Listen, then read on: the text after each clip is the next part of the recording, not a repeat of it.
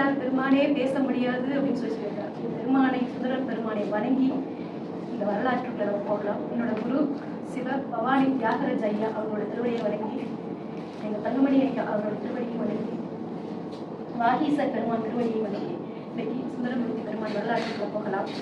அதாவது சுந்தரமூர்த்தி பெருமான் தெய்வ சேக்கிழார் பெருமான் அதாவது பெரிய புராணத்துல சுந்தரமூர்த்தி பெருமான் என்று நம்ம தேர்னா நமக்கு கிடைக்காது.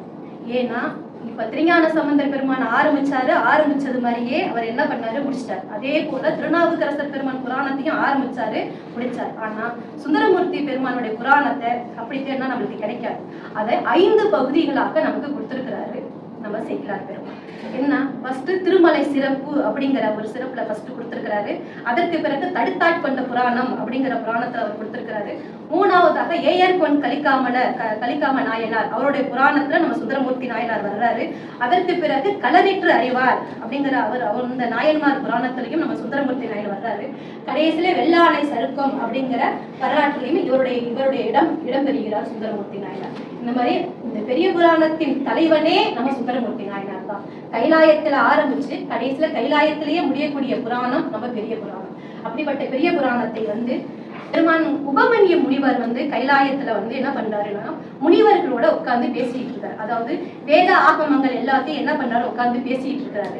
அப்படி பேசிக்கொண்டு இருக்கும் பொழுது அங்க அவர் உபமன்ய முனிவர் சிவபெருமானை மட்டுமே கும்பிடக்கூடியவர். அதாவது சிவபெருமானை இந்த வண்டு ரூபம் எடுத்து சிவபெருமானை மட்டும் கும்பிடக்கூடியவர் உபமன்ய முனிவர். அப்படிப்பட்ட உபமன்ய முனிவர் கிருஷ்ண பகவானுக்கு தீட்சை கொடுத்தவரும் உபமன்ய முனிவர் தான். அவருக்கு முன்னாலே என்ன பண்ணுது, ஒரு பேரொளி கிளம்புது. அந்த பேரொளியை பார்த்தோன்னா 1000 சூரியன் ஒண்ணு சேர்ந்தா எப்படி பேரொளியா இருக்குமோ அது போல அப்படியே கிளம்பி வருது. அவரை ஒரு நிமிடம் சிவபெருமானை கைலை பெருமானை தியானம் பண்ணி வர்றது யாரு அப்படின்னு தன்னோட மனக்கண்ணால் தெரிய பார்த்துடன் கையெடுத்து கும்பிடுகிறார்.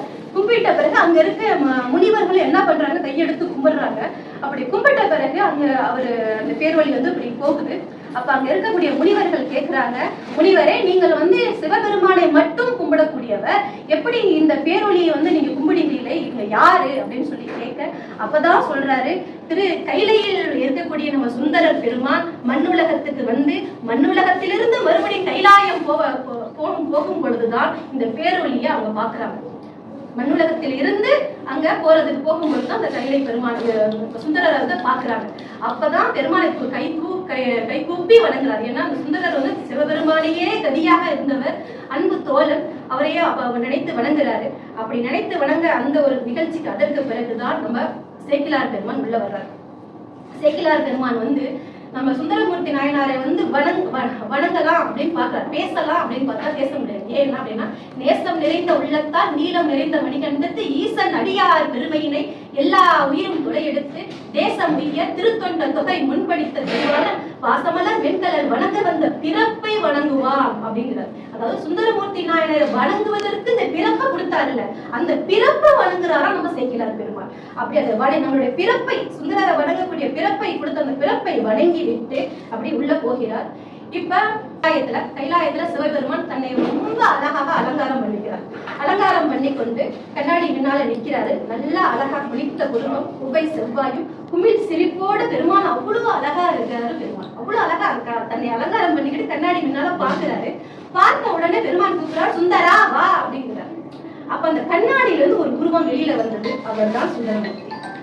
அப்ப அவன் சுந்தரமூர்த்தி பெருமான் அப்பதான், அதாவது நம்ம சொல்றோம் குளோனிங் அப்படின்னா, பெருமான் அப்பவே கண்டுபிடிச்சிட்டாரு.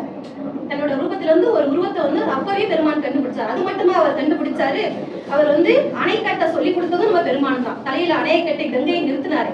அது போல அது மட்டுமா, ஏடிஎம், அதாவது இப்ப நம்ம சொன்னாங்களே, நம்மளுக்கு விருதாச்சலத்துல போட்டு மணிமுத்தாறுல போட்டு அங்கே கமலாலய குளத்துல எடுத்துடலாம், எப்படி நம்ம இங்க பணத்தை போட்டு இந்தியாவில எடுத்துறோமோ அது போல பெருமான் அப்பவே ஏடிஎம் சுந்தரருக்காக நிறைய விஷயத்த அவர் பண்ணியிருக்கிறார். உடம்புல சரிபாதியா கொடுத்தவரும் இடஒதுக்கீடு கொடுத்தவரும் நம்ம பெருமான் தான்.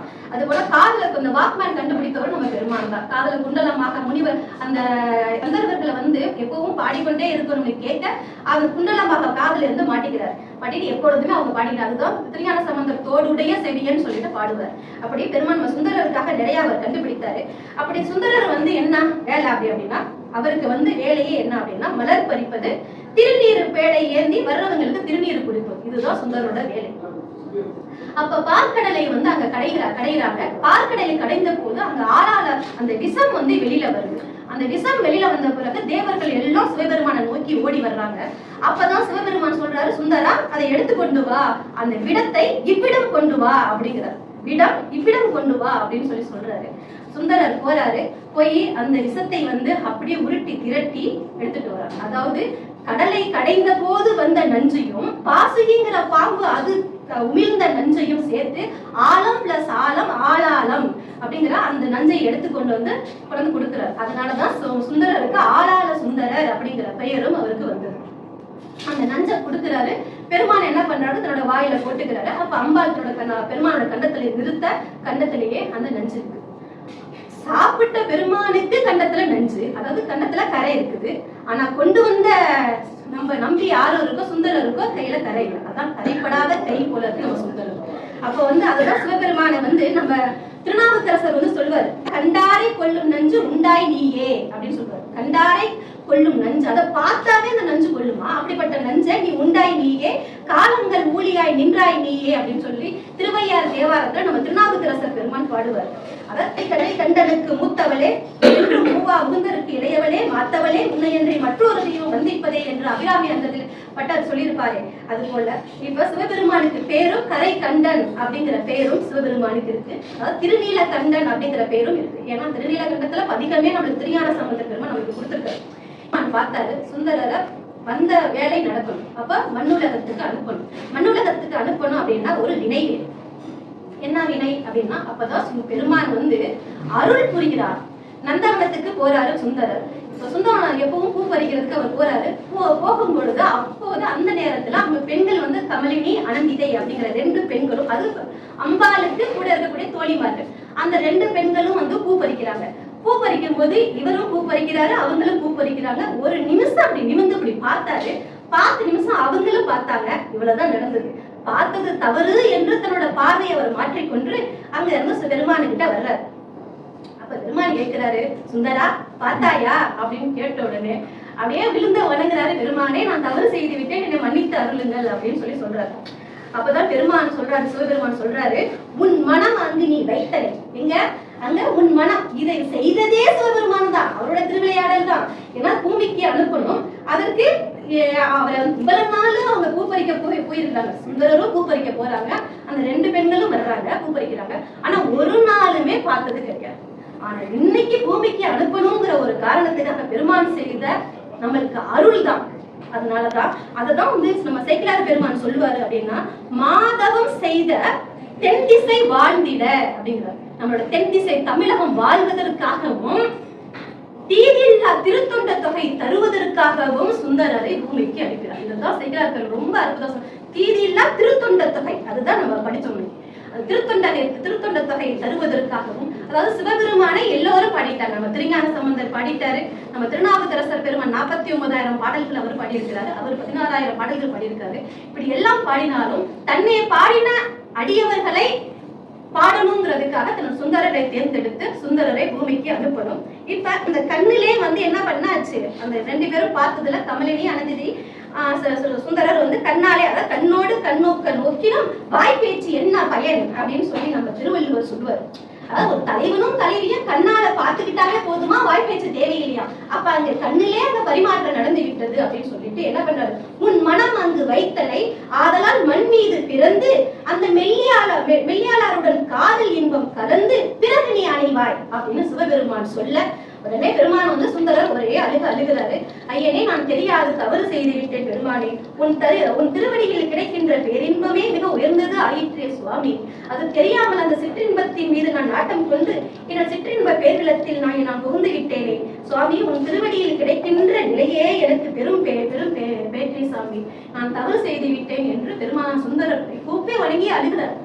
அப்ப அழுகும் போதுதான் அப்ப பெருமான் சொன்னதுதான் அப்ப அதை கேட்டு ஆகணும். அப்ப சுந்தரர் சொல்றாரு, ஒரு விண்ணப்பத்தையும் வைக்கிறார். பெருமானே, இந்த மண்ணுங்கிறது, பூலோகங்கிறது, மண்ணுங்கிறது வந்து மண்ணுலகம் வந்து ஒரு மயக்கம் தரக்கூடியது. அந்த மயக்கத்துக்கு நான் போனேன்னா என்னோட தவறு செய்ய நேரும், அதாவது தவறு, நான் அந்த மயக்கத்துல நான் உன்னைய மறந்து நான் தவறு செய்யும் நேரும் பொழுது என்னை நீ தடுத்து ஆட்கொள்ள வேண்டும் பெருமானேங்கிற ஒரு விண்ணப்பத்தையும் சுந்தரமூர்த்தி கைலாயத்துல வைக்கிறார்.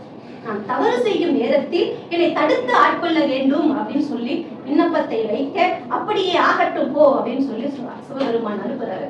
அப்படிதான் சிவபெருமான் அனுப்ப அதோட திருமலை சருக்கம் அப்படிங்கிறது நிறைவு பெறும். அடுத்ததுதான் தடுத்தாட்கொண்ட புராணம்.